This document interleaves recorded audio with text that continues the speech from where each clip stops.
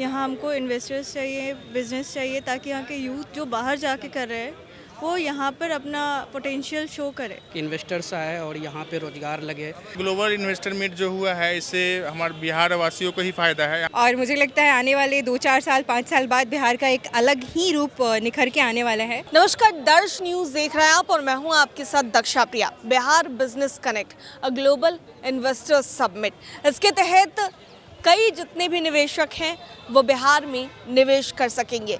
पिछले साल की अगर बात कर ले तो पिछले साल 50,000 करोड़ करीब का MOU जो है वो साइन किया गया था, लेकिन इस बार इसमें बढ़ोतरी हुई है और 1,80,000 करोड़ के MOU इस बार साइन किए गए हैं। एक बार फिर से पटना के ज्ञान भवन में ग्लोबल इन्वेस्टर्स समिट का आयोजन किया गया है, जहां पर 850 इन्वेस्टर्स के प्रतिनिधि से भी अधिक जो हैं वो लोग पहुंचे हैं। और ऐसे में इससे बिहार को कितना फ़ायदा है ये सही जानने की कोशिश करते हैं। कई लोग फिलहाल यहाँ पर हैं, इन्वेस्टर्स समिट हो रहा है बिहार में। फिलहाल क्या लगता है आपको, कितना फ़ायदा है Bihar? I don't have any idea. Sorry. Bihar को कितना फ़ायदा है ग्लोबल इन्वेस्टर्स समिट? बहुत फ़ायदा है, क्योंकि बिहार में इन्वेस्टमेंट की बहुत ज़रूरत है। एक्चुअली बिजनेस ग्रोथ के लिए अभी बिहार बिल्कुल रॉ है, यहाँ अभी कुछ नहीं है। और यहाँ पे अगर बिहार का ग्रोथ चाहिए, यहाँ हमको इन्वेस्टर्स चाहिए, बिजनेस चाहिए, ताकि यहाँ के यूथ जो बाहर जाके कर रहे हैं वो यहाँ पर अपना पोटेंशियल शो करे। और इसके लिए कुछ नहीं, बिहार का इकनॉमी भी ग्रो करेगा। यहाँ के यूथ, यहाँ का जो स्ट्रॉन्ग पिलर है वो आपको देखने को भी मिलेगा। आप जो बाहर जाके करोगे, बिहार के लिए करो तो ज़्यादा बेनिफिशियल होगा। देखिए, और भी कई लोग हैं यहाँ पर और उनसे भी बात करने की कोशिश करते हैं। क्या लगता है ग्लोबल इन्वेस्टर्स समिट, और पिछले साल भी कई सारे जो निवेशक हैं वो फिलहाल बिहार में दिखाई दिए थे, लेकिन इस साल और भी ज़्यादा इसमें बढ़ोतरी हुई है। बिहार को इससे कितना फ़ायदा है? देखिए, मैं पहले अपने बारे में बता दूं। मैं Manish Mishra, founder of Mithila Softech. देखिए, यहाँ पे सबसे पहले बिहार में लोगों की माइंडसेट होती थी कि सिर्फ गवर्नमेंट जॉब, पेरेंट्स से लेकर के सोशल एक जो है हमारे, उस सब के माइंड में ये होता था कि जी हमारे बच्चे को टीचर में हो गया, ग्रुप डी में हो गया, गवर्नमेंट जॉब सबसे बड़ा जॉब यहाँ पे होता है। अगर इस टाइप के समिट होंगे, इन्वेस्टर्स आएंगे, नए नए स्टार्टअप आएंगे, तो जो स्टार्टअप कर रहे हैं तो उनके बारे में भी पूरे बिहार के लोग जानेंगे, बाहर के लोग जानेंगे, तो यूथ में एक क्रेज आएगा कि नहीं, not a government options, job only options, and you have a lots of option in a private sector, you start on your organisation. तो बहुत सारे ऑप्शंस हैं, इस टाइप से बहुत ज़्यादा बेनिफिट होगा। और हम बोलते हैं कि अगर आप कहीं भी 8 घंटा 10 घंटा जॉब करते हैं, आप अगर अपना काम 8 घंटा 10 घंटा करते हैं तो डेफिनेटली आप एक दूसरे को एम्प्लॉयमेंट दे सकते हैं। आपके एक आइडिया से लोगों को जॉब मिल सकती है, उनके फैमिली में खुशहाली आ सकती है। और इससे बड़ी बात क्या है कि इन्वेस्टर्स आए और यहाँ पे रोज़गार लगे। जहाँ भी हम कहीं भी जाते तो सब तो बिहार के ही लोग हैं, और बिहार के लोग को अगर बिहार में जॉब मिलेगा, वो अपनी फैमिली के साथ रह पाएंगे, तो इट्स अ बेटर कि यहाँ पे ये बहुत अच्छी बात है। और भी लोग हैं, इनसे भी बात करने की कोशिश करते हैं। क्या लगता है ग्लोबल इन्वेस्टर्स मीट से कितना फ़ायदा है? देखिए, ये ग्लोबल इन्वेस्टर मीट जो हुआ है, इससे हमारे बिहार वासियों को ही फ़ायदा है। यहाँ पे अभी बड़े बड़े इंडस्ट्रीज आएंगे, लोगों को रोज़गार मिलेगा, नौकरी मिलेगा। अभी पिछले साल भी हुआ था, पिछले साल भी बहुत सारे MOU साइन हुए थे, और इस साल भी देखें तो करोड़ों रुपए का MOU एक्सचेंज हुआ है। और उम्मीद है कि बहुत जल्द ही मतलब लोग नए यूनिट जो है वो स्टार्ट होंगे और लोगों को रोज़गार मिलेगा। तो ये बहुत अच्छा इनिशिएटिव है बिहार गवर्नमेंट का और हमारे डिपार्टमेंट ऑफ इंडस्ट्री का, जो इस तरह का मतलब ऑर्गेनाइज करते हैं इवेंट, और लोग इसमें इनवाइट किया जाता है लोगों को, जो भी इन्वेस्टर होते हैं और आके यहाँ पे इन्वेस्ट करते हैं। यहाँ का भी माहौल उस लायक हो चुका है कि लोग अब हर इंफ्रास्ट्रक्चर भी सही हो चुका है, रोड देख ले या फिर इलेक्ट्रिसिटी, वो सब लोग को पता है, सब सारा चीज़ सही हो चुका है। तो लोग अब इंटरेस्ट ले रहे हैं, लोग आ रहे हैं और अच्छी चीज़ें हैं। मतलब आपके हिसाब से आपको क्या लगता है कि कितना फ़ायदा है? हाँ, मुझे लगता है कि जैसे मैं अभी स्टार्टिंग स्टेज में हूँ, तो अभी मेरे पास कोई सपोर्ट सिस्टम नहीं है, तो सरकार का हेल्प लेकर मैं इसको आगे बढ़ सकता हूँ।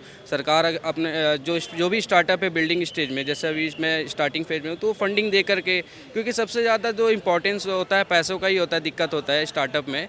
पहले एक पूरा तो डिपेंडेंट नहीं है पैसा, पर पैसा लाइक आपको कुछ तो बैकअप चाहिए। आप यहाँ पे ऐसा नहीं हो सकता, ऐसा नहीं होता कि ज़्यादातर स्टार्टअप जो भी फाउंडर होते हैं तो वो लोग या तो जॉब करके वापस छोड़ कर आए हुए होते हैं, या फिर पहले शुरू से ही ऐसा माइंडसेट बना के रखते हैं कि उन्हें स्टार्टअप ही करना है, लोगों को जॉब देना है, ना कि खुद जॉब करना है। तो ऐसा मतलब यहाँ पर जितने भी लोग हैं, मुझे लगता है कि सरकार ने जिनको भी इनवाइट किया है तो ऑलरेडी उन्होंने कुछ ऐसा कर रखा है, कुछ ऐसा अचीवमेंट ले रखा है, या फिर कुछ मेरे जैसे लोग हैं जो अभी एकदम ही स्टार्टिंग फेज में हैं।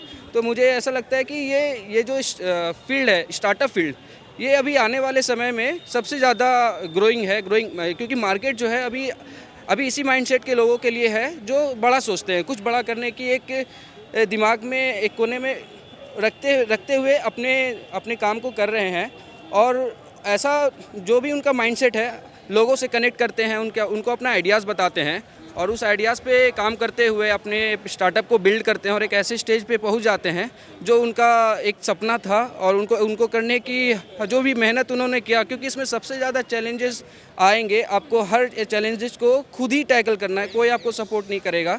क्योंकि फैमिली भी आपको तभी सपोर्ट करेगी जब उन्हें भी लगेगा कि हाँ, ये बंदा कुछ मेहनत कर रहा है और इससे फिर कुछ प्रोडक्टिव आएगा, कुछ पैसा आएगा ना, तभी कुछ हो पाएगा। तो मुझे लगता है कि मैं बिहार सरकार का बहुत बहुत धन्यवाद करता हूँ, देता हूँ कि उन्होंने एक ऐसा प्लेटफॉर्म बनाया है जहाँ से बाहर से इन्वेस्टर्स को बुला करके स्टार्टअप में मतलब पैसा इन्वेस्ट करने को उन्होंने एक प्लेटफॉर्म दिया, और बिहार सरकार को बहुत बहुत धन्यवाद। चलिए, तो देखिए और भी यहाँ पर लोग मौजूद हैं और इनसे भी बात करने की कोशिश करते हैं। जिस तरीके से ग्लोबल इन्वेस्टर्स मीट और साल 2023 की बात की जाए या फिर 2024 की बात की जाए, कितना फ़ायदा, क्या लग रहा है मैम, कितना फ़ायदा है? एक्चुअली बहुत ही ज़्यादा इनोवेटिव है और बहुत ज़्यादा फ़ायदा होने वाला है बिहार को। और ये एक ज़रूरत थी बिहार की, क्योंकि बिहार पूरे देश में और इवन आउट ऑफ इंडिया भी सिर्फ अपने एजुकेशन के लिए जानी जाती है कि हाँ, बिहार में लोग बहुत इंटेलिजेंट है, बहुत अच्छे पोजीशन हासिल किए हुए हैं, लेकिन बिज़नेस में भी आगे हैं, ये उनको देखने को मिलेगा अब। और मुझे लगता है आने वाले 2-4 साल 5 साल बाद बिहार का एक अलग ही रूप निखर के आने वाला है, जो एक बिहार के युवा को भी और बिहार में जो इंडस्ट्री बढ़ रही है उसको बहुत ही ज़्यादा हेल्प करेगा। और मैं एक वर्ड बोलना चाहती हूँ कि बिहारी अभी बहुत ज़्यादा रॉक करने वाले हैं, और IAS IPS ही नहीं, बिहारी बिज़नेस में भी बहुत आगे जाने वाले हैं। जी ज़रूर, थैंक यू। और भी कुछ लोग हैं और इनसे भी बात करने की कोशिश करते हैं। क्या लग रहा है कि जो बिहार है उसको कितना फ़ायदा मिलेगा इन ग्लोबल इन्वेस्टर्स? बहुत ज़्यादा ही फ़ायदा मिलेगा मैम। जैसा कि अभी हम लोग मीटिंग में सुने हैं कि अभी 1,80,000 करोड़ की इन्वेस्टमेंट आई है बिहार में, और पिछले साल जो थी 50,000 करोड़ थी। तो जो हमारे मंत्री जो है नीतीश मिश्रा, वो बहुत सराहनीय है, बहुत मतलब बेटर काम कर रहे हैं। लिटरली मतलब हम लोग को मौका मिल रहा है बिहार स्टार्टअप में। हम लोग का भी स्टार्टअप है जो रेस्टो मार्ट करके स्टार्टअप है, जिसमें हम लोग रेस्टोरेंट्स को ऑल नीड सपोर्ट्स दे रहे हैं। तो अब जो है ना, वो पूरा सराउंडिंग बन रहा है बिहार में बिज़नेस को लेके। जो बेंगलोर और दिल्ली में होती थी ना, वो अब हम लोग बिहार में भी हो रहा है। तो काफ़ी सराहनीय है। हम लोग भी मेहनत कर रहे हैं, हमारी गवर्नमेंट भी सपोर्ट कर रही है, और हम लोग को एक अब बेटर प्लेटफॉर्म मिलने लगा है। बिजनेस का एक हब बनेगा बिहार। यस, एकदम बनेगा, हम लोग बनाएंगे मैम। Emerging state. हाँ, एम्प्लॉयमेंट भी आएगा, इन्वेस्टमेंट तो आ ही रहा है, बहुत कुछ होने वाला है। आज जैसा कि आप देख रहे हैं कि इतने सारे इन्वेस्टर्स आए हैं, बहुत बड़ा इन्वेस्टमेंट आया है बिहार को। वो जो स्टीरियोटाइप था ना मैम कि बिहार जो है ना सिर्फ नौकरी करने वाला है, वो हम लोग ब्रेक कर रहे हैं, और हमारी सरकार इसमें बहुत सपोर्ट कर रही है। हम लोग को इंफ्रास्ट्रक्चर प्रोवाइड कर रही है, सीड फंडिंग प्रोवाइड कर रही है, और जो हमारे जो मंत्री है ना, जो भी इंडस्ट्री डिपार्टमेंट के लोग हैं, वो बहुत सपोर्ट कर रहे हैं अभी। Thank you. बिल्कुल, अब ये हो गया है ना कि अब ऐसा नहीं है कि अपॉर्चुनिटी की कमी है, अपॉर्चुनिटी भरा पड़ा है। अब इन्वेस्टमेंट हो गया या फंड्स से रिलेटेड कोई भी इशू आती थी, अब वो टेंशन नहीं है।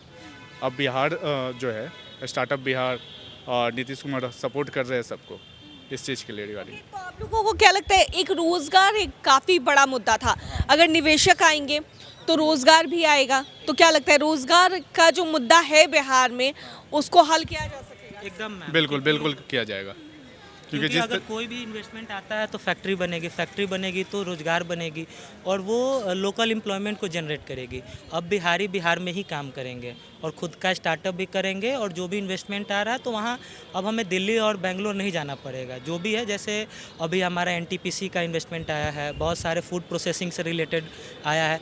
तो अब जो है ना डे बाई डे ग्रो हो रहा है बिहार, अब दौड़ रहा है बिहार। मतलब यूथ भी सपोर्टिव है और पूरा सराउंडिंग सपोर्टिव है। Thank you. पहले लोग जो है बाहर जाते थे, अब आप देखिएगा कि अगल बगल सब बाहर से घर आ रहे हैं, बिहार आ रहे हैं और बिहार में स्टार्टअप कर रहे हैं, अपना बिजनेस स्टार्ट कर, चाहे वो लिट्टी का ही क्यों ना हो या कुछ और का हो, वो बिहार में ही अब करना चाहते हैं, अपने फैमिली के साथ रहना चाहते हैं और यहाँ पे बिजनेस करना चाहते हैं।